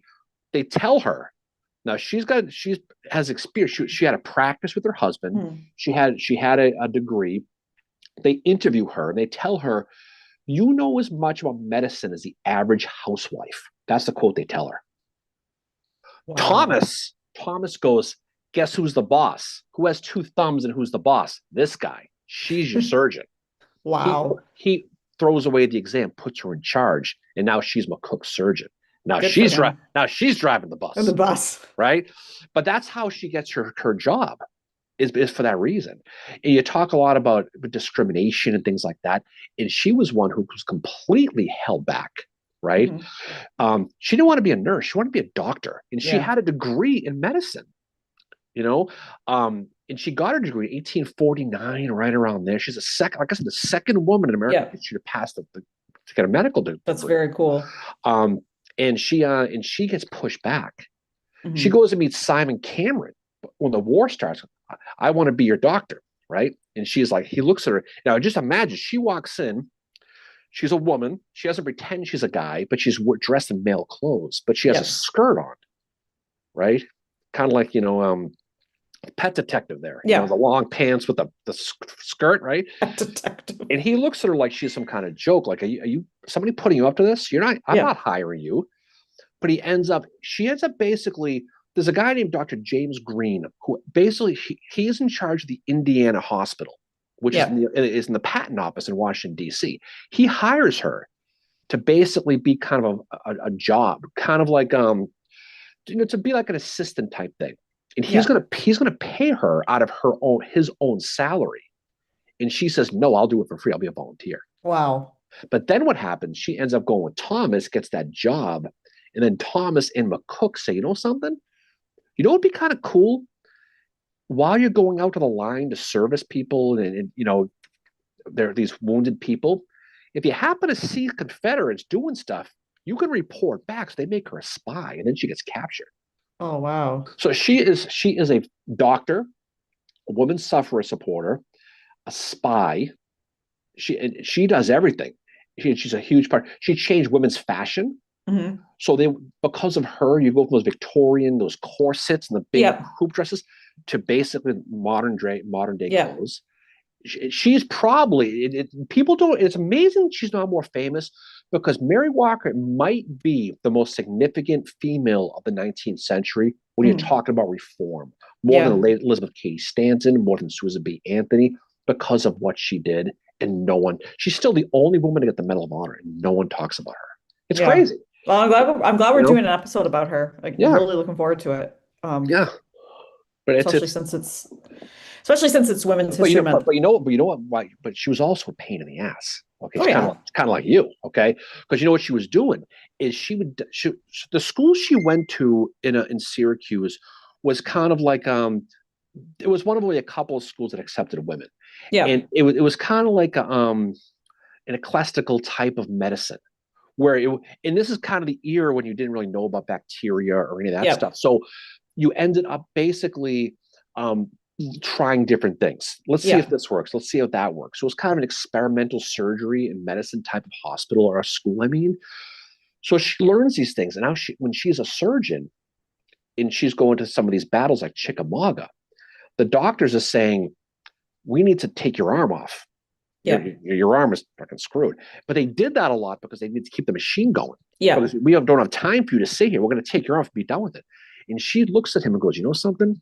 You don't need to take your arm off. You can keep your arm." Yeah. And it pissed the doctors off because she's telling these other guys' patients to ignore him and listen to her. And so that's how she was. But there's a quote that she says, if you go through the archives, National Archives, you look at her quotes, Yeah. or how many men saved their arms and legs who still have them today because of me. And she's right. That's very cool. She's a fascinating study. So it'll be a fun episode. We'll do that one next week. But Yeah. so you just got to tie that together, get some stuff with that. But it's a really good one. It's going to be a lot of fun. But she's somebody who should be an absolute A-lister when you're talking about women's history. She should be Yeah. up there with all of them. But Yeah. she's not. She's not. No. Our friends from Getty's Gear are on here too. Oh, okay. We'll be seeing them next week. As a matter Yeah. of fact, we're doing an Irish Brigade. And Yep. rumor has it, I don't know if you know this, Mary, Carrie is going to be dressed up as a leprechaun. Jeez. Yeah, he just told me. So that's pretty cool. So you can go see him dressed up as a leprechaun, looking for his pot of gold. Jeez. So that'll be fun. So look forward to that. If you're coming to that, you'll be looking forward to seeing that. I'm looking forward to it. Oh gosh. Yeah, I'm looking forward to doing that episode Yeah, about that'll be fun. Mary It's always fun Walker. talk about people like this Mhm. because she's one of those people who's obscure but shouldn't be. Yes, And I I and, agree. and why she isn't is anybody's guess. Who the hell knows? But I know that she didn't get along with the women's suffrage, the 19th Amendment girls. Because you know what she Yeah, said?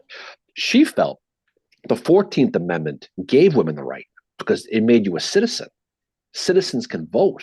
So why yeah. do we need an amendment to 19th Amendment to vote when it's already and they're like, no, no, no, we need the amendment. She's like, the hell we do. She was Yeah. kind of a pain in the butt. I mean, she was. Hmm. She was, but that's what that was. No, I'm looking forward to doing that Yeah. episode. And Yeah, other people well, are saying they're looking forward to the episode too, so that's pretty cool. That episode will drop on Friday.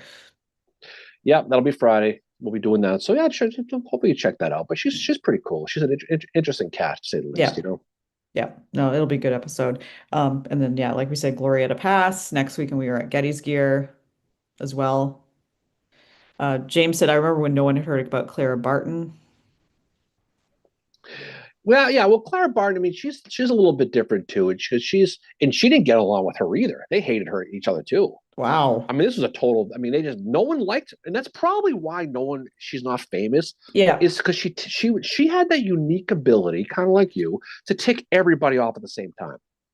Everyone didn't like her because she felt that I mean, she had that smartest person in the room thing going, but I she don't didn't. do that. No, you did, but she didn't get along with Claire Barton. She didn't get along with Elizabeth Cady Stanton. Didn't get along with Susan B. Anthony. Didn't get along with almost anybody. But she Yeah. felt that she knew that she was doing, and history's proven she was right Yeah. with a lot of this stuff. So she Hmm. was definitely ahead of the curve um, to go with that. So I still asked if we're going to live stream the event. I don't think we are. We're not recording it this year because that was just a little, I was not like, it was just a little too complicated last year to get it recorded. So, but it is free. yeah, there's some technical difficulties trying to do that. But so well, maybe we'll do another one. But this one's going to be just for the folks who are there. So I guess you'll have to drive down still. It's actually, we're basically like, And we did Stella, when the, when you when you come down, you can grab some of their fantastic coffee and fantastic cigars to bring home. there you go. It's a win-win. Everybody wins. We'll have to get cigars for next weekend now. Oh yeah, of course you will. Kidding me? Yeah. But there's a lot of cool stuff coming up. We'll do that. Yeah. So we'll do that of it. And if the folks who are going to be there that day, just park your butt in that Getty's gear for the entire day and check that whole Yeah. thing out because because it's going to be a great day of history and there's going to be some music, there's going to be some whiskey, Yeah. there's going to be cigars, and it's still amazing to me. And we definitely beat the drum for Getty's gear all the time, but there are definitely people who still they just visit for the first time and go, how the hell have I not known about this place? Yeah. Well, we had And somebody, we get that a lot. We do, yeah. Someone asked me last weekend, it was my one of my friends who lives in DC. He was down here for the weekend with his partner, and he asked me, "Oh, where can I get good cigars?" And I'm like, "Getty's Gear, and you can smoke them there outside too, or you can take it to the beer garden." Like, you know, No, there's a lot of cool, local businesses. And this weekend is a uniquely Gettysburg weekend because there's a lot of stuff going on this reenactor weekend. Mhm. Yeah, the Heritage Um, Center is doing stuff too, so definitely get over to the Heritage Center as well, and visit their museum because it's small, but it's really cool. Oh, and they're gonna have Getty's Gear is gonna have Pilgaroo at the bar too. Excellent beer. oh, that's fantastic. That's Pilgaroo. I mean, they were a local beer garden here. Rest in peace. They shut down last weekend. Yeah. Um, and so they are going to still be doing their beer. So Pilgaroo, if you missed out on going to Pilgaroo, this is your chance. They're still going to do Yeah. events and they're still going to do Yeah. things like that, but they're really good stuff. I'm glad they're going to have local brewery on tap there for the event as well. So that'll be awesome to have that. But yeah, it's going to be a good time. Yeah, and again, it's a full day of history. Come support a great local business. Come meet some cool people. Go see some good presentations, Yep. and then there's whiskey. You get to listen to Nick Mitch. You can do Yep. some. You can do requests. Maybe do a little Blue Bayou, Mary. Maybe some Linda Ronstadt. He'll do if you ask nicely. Maybe you can do a duet with him. Oh, you kidding me? Little I Got You, Babe, Sonny and Cher. Yeah, there you go. So now the wheels are turning. That Tiffany song you like. Oh, all this time, great song. My prom theme song. Jeez. Anyway, but that'll be fun. So definitely, if there's a lot of good events going down in town now. This is kind of like the kickoff, but Hmm. this is an event that really should be, is up there with the seminary event, all the stuff going on in town. Yeah. This is really the seminary event with Cody and Jim and Jody and the gang. Stu Dempsey kind of kicks it off. And then Yeah. here comes the Gettysburg event the next weekend, and off we Yeah. go. Now it's officially springtime, heading into the summer. Yeah. Um, so hopefully people come out for it. I think they will. Yeah, no, hopefully it'll be a good turnout this year. It was a lot of fun last year. Last year, what did we talk about? Oh, we talked about Bentonville We did last the year. episode of Bentonville last year, which is Yeah. timely because the anniversary is in March as well. Yeah. We'll be doing the Irish Brigade again. Like I Yeah. said, Carrie will dress up as a leprechaun, which is awesome. Maybe even have some Shamrock Shakes. Who knows? I just thought of that IPA beer, the Lucky Charms one we got at Knockabout that one time. Oh, that was so good though. To put the marshmallows in it. With the actual marshmallows from the actual cereal in the drink. You Yeah, can't beat that. You can't beat it's that. good. Yeah, Getty's Gear said Nick Mission, the Camptown Shakers for live music. Yeah, that's really cool. And Nick is a local. Everybody knows Nick if you're in town. And Camptown Shakers is kind of a 19th century period band. They play, all the classics, Yeah. Um, but definitely come out. Definitely come out for it. It's a great event. And then I think there'll be a lot of people in town. I think there'll be a lot of people at the event. Yeah. If you can't come and stay for the whole day, it starts at 10. It goes right up until the end of the night. So we kick it off at 10 o'clock. We're the opening Yep. band, right? Yep. And we'll kind of go from there. And then I think it'll be a good time. Yeah. And we will not be doing a live next weekend just because we have friends in town and all that. So we're going to be a little busy. So probably the weekend after that, we will get back to doing our Facebook lives or Absolutely. YouTube live stream. Yeah, and like I said, it's a shame we can't tape this and play the thing, but you know what though, it is what it is. But we're going to do it, so you'll come down and check it out. And again, my words cannot describe in all seriousness how fun this event is and how good it is and how good the speakers are for this. So try to come Yeah. and support the history in town.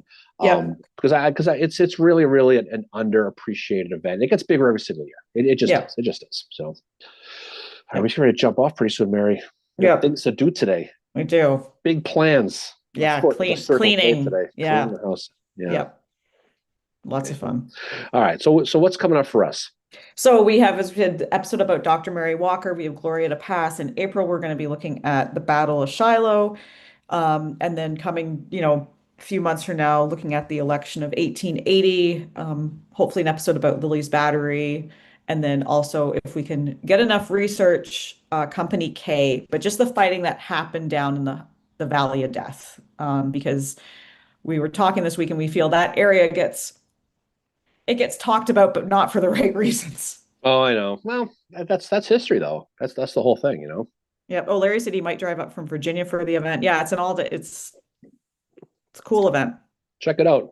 So hopefully we'll keep beating the drum and hopefully people keep coming out for it. So hopefully some of our Ohio friends come up for this one too. Yeah. Who knows? We'll find out. We'll find out. So Mary Walker coming up, then we're going to be doing the event over there at Getty's Gear, and then we got Gloria to Pass.